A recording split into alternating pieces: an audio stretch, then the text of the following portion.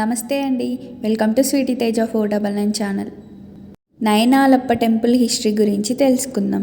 కోరిన కోర్కెలు తీరుస్తూ ఓంకారేశ్వరుడు భక్తుల పాలిట కొంగు బంగారంగా నిలిచారు.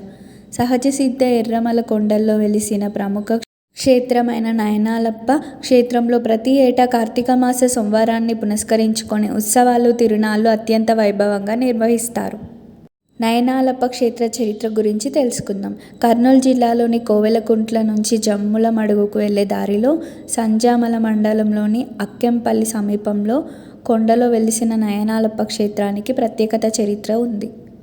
సుమారు 400 సంవత్సరాల క్రితం కర్ణాటక రాష్ట్రానికి చెందిన చెన్నబసప్ప అనే శివభక్తుడు ఈ ప్రాంతాన్ని సందర్శించి ఇక్కడ ప్రకృతి సౌందర్యము, కొండ గుహలు చూసి ముగ్ధుడై కుటుంబ సమేతంగా వచ్చి ఈ ప్రాంతంలో తపస్సు చేసుకుంటూ స్థిరపడ్డాడు.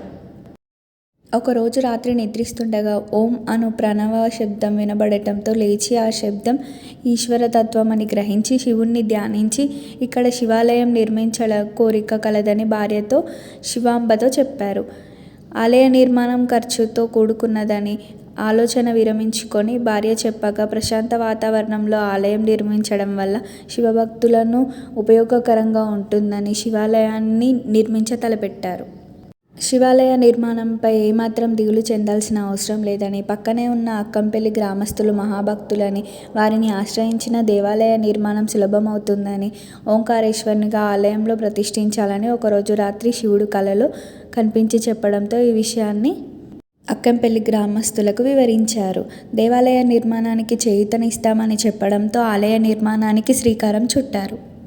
శివమహిమతో నేల గుహ ఇప్పటికీ ఎయిర్ కండిషన్ గదిలా ఉంది. రాత్రి సమయాల్లో శివమహిమతో రాళ్లు పైకి చేరుతుండడమే గాక పగలు నిర్మించిన కట్టడాలలో సరిగా లేనివి చక్కగా సరిదిద్దబడేవని చరిత్ర. ఇలాంటి మరిన్ని ఇన్ఫర్మేషన్స్ కోసం ప్లీజ్ మా ఛానల్ని సబ్స్క్రైబ్ చేసుకోండి. Thank you all.